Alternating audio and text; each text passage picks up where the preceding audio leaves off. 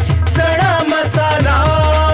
आता छोले असो किंवा चवळी, पांढरे चणे असो किंवा काळे चणे, सगळं काही कमाल बने। आपल्याला सर्वांना खरं तर आपणा सर्वांना माहिती आहे की देशाचे पंतप्रधान आदरणीय नरेंद्र मोदीजी, महाराष्ट्र राज्याचे लोकप्रिय असे मुख्यमंत्री आदरणीय आमचे नेते देवेंद्रजी आणि महाराष्ट्र भारतीय जनता पार्टीचे अध्यक्ष आदरणीय चंद्रशेखरजी बावनकुळे, या सर्वांच्या नेतृत्वामध्ये संपूर्ण देशभर संघटन पर्व हे अंतिम टप्प्यामध्ये आलेलं आहे। संपूर्ण महाराष्ट्रामध्ये 1.5 कोटी प्राथमिक सदस्य असणारी भारतीय जनता पार्टी, 1 लाखापेक्षा जास्त सक्रिय सदस्य करणारी भारतीय जनता पार्टी आणि त्यानंतरच्या काळामध्ये संघटनात्मक झालेल्या नेमणुका जवळजवळ 1224 मंडलं यांचं गठन हे महाराष्ट्रामध्ये पूर्ण झालं आहे। 80 संघटनात्मक जिल्ह्यांचं अध्यक्ष म्हणून नेमणुका याही संपन्न झाल्या आहेत आणि या सगळ्या प्रक्रियेच्या नंतर सर्व भागांमध्ये, सर्व विभागांमध्ये केंद्रीय नेतृत्वाने सांगितल्याप्रमाणे सर्व ठिकाणी त्या ठिकाणच्या असणाऱ्या यानंतरच्या ज्या संघटनात्मक ज्या रचना आहेत त्या कशा पद्धतीने व्हाव्यात, नव्याने आलेल्या सर्व अध्यक्षांना त्या कशा पद्धतीने कराव्यात, या कार्यशाळेच्या माध्यमातून त्यांच्यापर्यंत पोचवावं, या दृष्टिकोनातून सर्व विभागांमध्ये अशा कार्यशाळेचं आयोजन केलं। त्यामध्ये पश्चिम महाराष्ट्रामधली कार्यशाळा पुणे येथे झाली, पूर्व विदर्भ, पश्चिम विदर्भ इथली कार्यशाळा ही नागपूर येथे झाली आणि आता मराठवाड्याची असणारी कार्यशाळा ही छत्रपती संभाजीनगर या ठिकाणी आज संपन्न झाली। त्यामुळे या सगळ्या कार्यशाळेच्या माध्यमातून भारतीय जनता पार्टीच्या त्या ठिकाणच्या असणाऱ्या सर्व संघटनात्मक जिल्हाध्यक्ष आणि तिथल्या असणाऱ्या मंडलाध्यक्षांना एक कार्यशाळेच्या रूपाने भारतीय जनता पार्टी आणि भारतीय जनता पार्टीची असणारी संरचना कशा असाव्यात याचं मार्गदर्शन हे आज सर्व मान्यवरांच्या उपस्थितीमध्ये आज संपन्न झालं। हे करत असताना आपल्याला सर्वांना माहीत आहे की केंद्रामध्ये नरेंद्र मोदीजींच्या सरकारला 11 वर्ष पूर्ण झाली आणि म्हणून केंद्रीय भारतीय जनता पार्टीने संकल्प ते सिद्धी हा कार्यक्रम हा संपूर्ण देशभर राबवण्याच्या संदर्भातले संकेत दिलेले आहेत आणि हा कार्यक्रम करत असताना आपल्याला सर्वांना कल्पना आहे देशाचे पंतप्रधान नरेंद्र मोदीजी यांचं कामकाज फक्त भारत देशातच नाही तर संपूर्ण जगामध्ये वसुदैव कुटुंबम या दृष्टिकोनातून ते काम करतात आणि त्या पद्धतीची प्रचिती ही संपूर्ण जगाला यायला सुरुवात झालेली आहे आणि हे सर्वच्या सर्व करत असताना 2014 ते आजपर्यंत देशाची असणारी अर्थव्यवस्था ही आज जगामध्ये 4थ्या स्थानावरती आणण्याचं कामही त्यांच्या नेतृत्वात झालेलं आहे। लवकरच ती 3ऱ्या स्थानावरती येणार आहे। त्यामुळे या सगळ्या परिस्थिती या सामान्य जनतेपर्यंत पोहोचवणं, सिंगल लाईनमध्ये प्रत्येक क्षेत्रामध्ये झालेली प्रगती ही पोहोचवणं, इन्फ्रास्ट्रक्चरमध्ये झालेली कामं ही कशा पद्धतीने झालीत, आदरणीय गडकरी साहेबांच्या नेतृत्वामध्ये रस्त्यांची जाळी ही कशा पद्धतीने गतिमान पद्धतीने सुरू आहेत ते सांगणं, रेल्वेचं जाळं हे पसरवण्यामध्ये आलेले यश, वाहतुकीची कोंडी शहरांमधली दूर करण्यासाठी झालेले रिंग रोड्स, मेट्रोचं जाळं, या सगळ्या गोष्टी आणि शेतीच्या विषयामध्ये ज्या पद्धतीने अत्याधुनिक तंत्रज्ञानाचा वापर करून आपला देश ज्या पद्धतीने पुढे चालला आहे, प्रत्येक क्षेत्रामध्ये पुढे चालला आहे, ही माहिती प्रत्येक चौपालावरती, प्रत्येक शहरामध्ये, प्रत्येक गाव वस्तीमध्ये भारतीय जनता पार्टीच्या कार्यकर्त्यांनी पोचवणं हे अत्यंत गरजेचं आहे. आणि त्या दृष्टिकोनातून संकल्प ते सिद्धी ह्या कार्यक्रमाची आखणी करण्यात आली आहे. त्या कार्यक्रमाच्या संदर्भातली माहिती 5 तारखेला म्हणजे उद्या जागतिक पर्यावरण दिन आहे. या जागतिक पर्यावरण दिनाच्या निमित्ताने सुद्धा प्रत्येकाच्या ठिकाणी, प्रभागांमध्ये, वस्तींमध्ये एक झाड लावावं. आपली माता हिच्या नावाने, आपली राष्ट्रमाता भारत देशाच्या नावाने, मातेच्या नावाने करावं आणि त्याचं संगोपन करावं. आणि 5 तारीख ते 15 ऑगस्टपर्यंत 1.25 महिना हा वृक्षारोपणाचा आणि संवर्धनाच्या दृष्टिकोनातून कार्यक्रम करत असताना NGOज आणि यांना सर्वांना पर्यावरणाच्या दृष्टिकोनातून व्याख्यानांचं सुद्धा आयोजन करावं, असेही कार्यक्रम करावेत हे सांगण्याचं काम केलं. त्याचबरोबर आपल्याला सर्वांना माहीत आहे 25 जून हा दिवस, हा काळा दिवस म्हणून त्याकडे पाहिलं जातं. काँग्रेसचे असणारं गव्हर्नमेंट आणि या गव्हर्नमेंटनी 50 वर्षा अगोदर लोकशाहीचा त्यावेळच्या काळामध्ये गळा घोटला आणि त्यावेळेला 1.5 लाखापेक्षा जास्त त्यावेळच्या असणाऱ्या समाजसेवकांना त्यांनी तुरुंगात डांबलं. या सगळ्या गोष्टी लोकांपर्यंत, सामान्य जनतेपर्यंत त्याच्या कडू आठवणी या सांगणं हे गरजेचं आहे. आणि म्हणून 25 जून हा दिवस काळा दिवस म्हणून साजरा करणं आणि लोकांपर्यंत त्या दिवसाची आठवण करून देणं हेही गरजेचं आहे. 21 तारखेला 21 जून हा योग दिवस म्हणून साजरा केला जातो. त्या योग दिन म्हणून साजरा करत असताना 17 तारखेपासून सातत्याने तो पूर्ण हप्ताभर वेगवेगळ्या NGOज असतील किंवा वेगवेगळ्या भागातील असणाऱ्या स्वयंसेवी संघटना असतील, यांना सर्वांना एकत्र घेऊन, योग शिक्षकांना एकत्र घेऊन योगाचे असणारं महत्त्व हे पटवून सांगून त्याची वेगवेगळ्या पद्धतीने कार्यक्रम घेणं, या संदर्भात सुद्धा फार महत्त्वाची भूमिका पार्टीने घ्यावी असेही आज सांगण्याचं आज कार्यशाळेमध्ये ठरवलं. त्यामुळे संकल्प ते सिद्धीपर्यंत हे सर्वच्या सर्व कार्यक्रम करत असताना 9 जूनपासून या सर्व कार्यक्रमाला सुरुवात होईल आणि जवळजवळ 1 ते 1.5 महिना हे कार्यक्रम सर्व ठिकाणी करण्याचं ठरवलं आहे.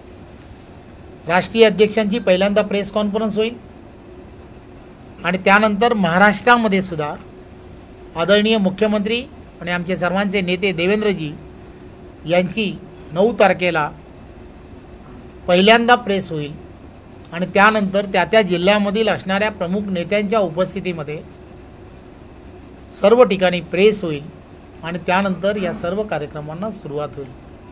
त्यामुळे या सर्व कार्यक्रमांच्या माध्यमातून संकल्प ते सिद्धी हा विषय जो आहे तो जनतेपर्यंत पोहोचवणं, अशा पद्धतीच्या कार्यक्रमाचं नियोजन हे करण्याचं ठरवलं. आपल्याला माहीत आहे देशाचे पंतप्रधान आदरणीय नरेंद्र मोदीजी विकसित भारत ही संकल्पना घेऊन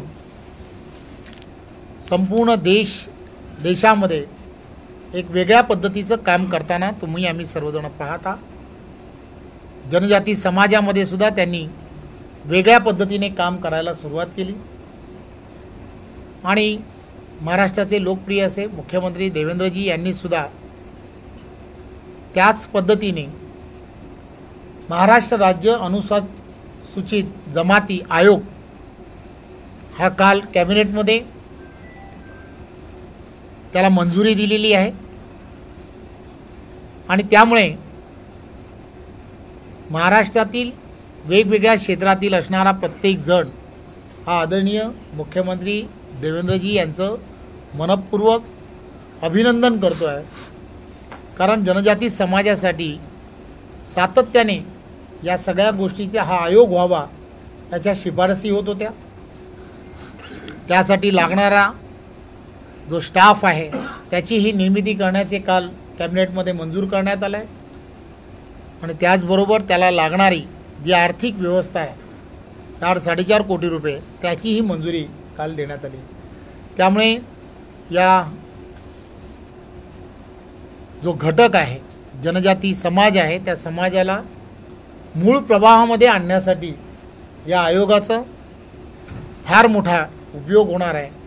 त्यामुळे भारतीय जनता पार्टी आणि आम्ही सर्वजण आज खरं तर देवेंद्रजींनी घेतलेला हा ऐतिहासिक जो निर्णय आहे या ऐतिहासिक निर्णयाचं त्यांचं खरं तर मनपूर्वक अभिनंदन करतो आणि त्यांना धन्यवादही देतो. त्यामुळे अशा सर्व सामान्य जनतेचं असणारं सरकार आहे हे महाराष्ट्रातलं महायुतीचं सरकार हे सातत्याने वेगवेगळ्या निर्णयाच्या माध्यमातून हे आपल्यासमोर आणण्याचा प्रयत्न करत आहे. त्यामुळे या सरकारचं सुद्धा मी मनपूर्वक धन्यवाद देतो.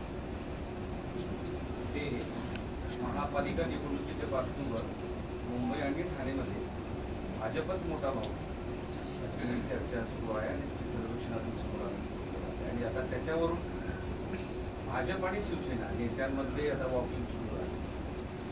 काय वस्तू? खरं तर आपण सर्वांना माहीत आहे की भारतीय जनता पार्टी आणि भारतीय जनता पार्टीचं असणारं संघटन हे 24/7 संघटनात्मकदृष्ट्या भारतीय जनता पार्टीची असणारी विचारधारा, राष्ट्रीयत्वाचा धागा या सगळ्या गोष्टी सातत्याने जोडण्याचा प्रयत्न करत असतं. तळागाळातील प्रत्येक व्यक्तीला सरकार आणि सरकारच्या योजना कशा पोचतील यासाठी कार्यकर्ता हे उपकरण कसं होईल यासाठी सुद्धा सातत्याने प्रयत्न करत असतात. त्यामुळे भारतीय जनता पार्टी या विचारधारेवरती प्रभावी होणारी लोकांची संख्या, कार्यकर्त्यांची संख्या ही फार मोठी आहे, ही वस्तुस्थिती आहे. परंतु निवडणुका असतील, निवडणुका जिंकणं, निवडणुकांसंदर्भातले निर्णय घेणं यामध्ये भारतीय जनता पार्टी आणि भारतीय जनता पार्टीची असणारी संपूर्ण पक्षव्यवस्था एक वेगळ्या पद्धतीने काम करत असते. भारतीय जनता पार्टीमध्ये या संदर्भातले सर्व निर्णय जे आहेत ते निर्णय हे पार्लमेंटरी बोर्ड हे संदर्भातले निर्णय घेत असतं. त्यामुळे भारतीय जनता पार्टीचा कार्यकर्ता हा 24/7 प्रत्येक गोष्टीला तयार असतो, निवडणुकीला तयार असतो आणि कार्यक्रमाच्या माध्यमातून सामान्य जनतेपर्यंत त्यांच्या असणाऱ्या समस्या कशा दूर करता येतील यासाठी सुद्धा तयार असतो. कार्यकर्त्यांमध्ये स्वाभाविकपणे अशा भावना असतात, परंतु या संदर्भातले सर्व निर्णय जे आहेत हे निर्णय हे 100% हे नेतृत्व घेत असतं. त्यामुळे पार्लमेंटरी बोर्ड या संदर्भातले निर्णय घेते.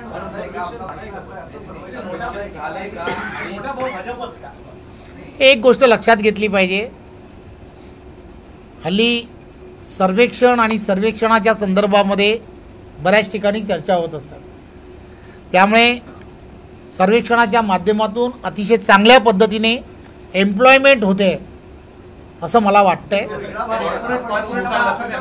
त्यामुळे खरं तर एम्प्लॉयमेंट जनरेशनसाठी मी तेच सांगण्याचा प्रयत्न करतोय. एम्प्लॉयमेंट जनरेशनसाठी सुद्धा ह्या सगळ्या गोष्टीचा फार मोठा फायदा होतोय. सांगा की त्या सर्वेक्षणामध्ये तुम्ही जास्त जागा जिंकणार असं काही आउटपुट आलं आहे का? सत्य आहे का? झालं नसेल तर कसं झालं? खरं तर अशा सर्वेक्षणाचे तुमच्याकडे जे अहवाल असतील, खरं तर एवढ्या मोठ्या प्रमाणामध्ये वेगवेगळे मंडळी, वेगवेगळे NGO सर्वेक्षण करत असतात.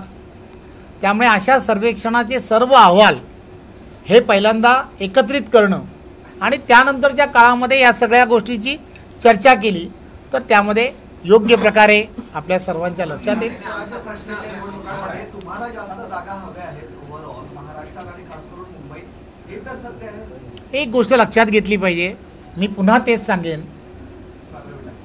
की पार्लमेंटरी बोर्ड जे आहे हे पार्लमेंटरी बोर्ड हे अतिशय साधक बाधक चर्चा करते, सर्व गोष्टीचा अंदाज घेते आणि त्यानंतरच्या काळात हे निर्णय घेते. परिस्थिती असली की दोन्ही पक्षाकडचे नेते मात्र गरम झालेले आहेत. एक गोष्ट लक्षात घेतली पाहिजे की नेते काय करतायत यापेक्षाही मी जसं म्हटलं की या सगळ्या गोष्टीमध्ये आदरणीय महाराष्ट्र राज्याचे लोकप्रिय मुख्यमंत्री देवेंद्रजी असतील, आदरणीय उपमुख्यमंत्री एकनाथराव शिंदे असतील, आदरणीय उपमुख्यमंत्री अजितराव असतील, ही सर्व मंडळी अतिशय गेल्या अनेक वर्षाचा त्यांचा अनुभव लक्षात घेता जे या संदर्भातला निर्णय घेतील आणि ते त्या संदर्भात योग्य वेळेला त्या संदर्भातले जे काही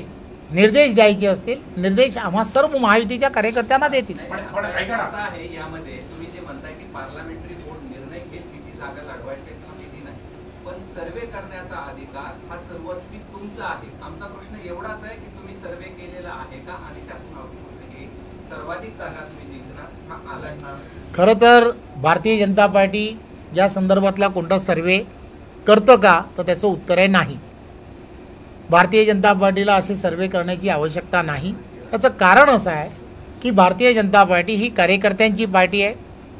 तळागाळातून काम करणारे असंख्य कार्यकर्ते यांच्या पार्टीमधून जे इनपुट्स तयार होतात ते त्या ठिकाणी असणाऱ्या संघटनात्मक असणाऱ्या रचनेपर्यंत पोचवण्याची एक प्रक्रिया ही भारतीय जनता पार्टीमध्ये वर्षानुवर्ष सुरू आहे. त्यामुळे त्या रचनेमधून जे इनपुट्स येतात ते पार्लमेंटरी बोर्डाकडे जातात. त्यामुळे असे सर्वे जे आहेत मी जसं म्हटलं मगाशी की ते सर्वे एकत्र करणं हे आता मलासुद्धा फार आजच्या या पत्रकार परिषदेनंतर आवश्यक वाटायला लागलं आहे. मी नक्की ते जमा करेन. सगळे कार्यकर्ते भाजपला घमंड आलेली आहे आणि मोठा पक्ष झालेला आहे. तसं शिंदे सेनेचे पालकमंत्री येथील आमदार तुमच्या पक्षातल्या वैयक्तिक अंतर्गत बैठकीतल्या वक्तव्यांना धरून बोलत आहे. तर खरंच कुठेतरी भाजपला असं घमंड आलेली आहे का? खरं तर कोण म्हटलंय याची मला कल्पना नाही. असं जर ते म्हणत असतील तर त्यांचे वरिष्ठ नेते जे आहेत त्यांना नक्की समज देतील. पण शहरातील भाजपचं एक गट असं म्हणणं आहे की स्वबळावर लढलं पाहिजे अधिकृतपणे त्यांनी अनेक ठिकाणी ही परिस्थिती. मी मगाशीच म्हटलं कार्यकर्ता आणि कार्यकर्त्याच्या मनामध्ये या सगळ्या गोष्टी नेहमीच निवडणुकीच्या अगोदर सुरू असतात. यात काहीच शंका नाही. कारण कार्यकर्ता प्रचंड मेहनत करत असतो. परंतु त्या संदर्भातला अंतिम निर्णय जो असतो तो अंतिम निर्णय हा पक्षश्रेष्ठी घेत असतात. त्यामुळे पक्षश्रेष्ठी त्या संदर्भातला निर्णय घेतील. आज खरं तर पत्रकार परिषद घेण्याचं कारण एकमेव होतं की आदरणीय देवेंद्रजींनी जो निर्णय घेतला जनजाती समाजासाठी जो आयोग निर्माण केला आहे, खरं तर त्या आयोग निर्माण केल्यामुळे शेवटच्या व्यक्तीपर्यंत जनजाती समाजाच्या असणाऱ्या प्रत्येक व्यक्तीला न्याय देण्यासाठी त्यांची असणारी भूमिका जी आहे ती भूमिका आज फार कौतुकास्पद आणि अभिमानास्पद आहे. त्यामुळे आम्ही सर्वांच्या वतीने आणि आपणही त्यांचं मनपूर्वक अभिनंदन करावं अशी विनंती करतो. धन्यवाद. काय आता मिळाली का चव? होय तर आता मिळाली खरी चव. MDH चंकी चाट मसाला जीवनाला खऱ्या चवीचे रंग. असली मसाले साथ सच MDH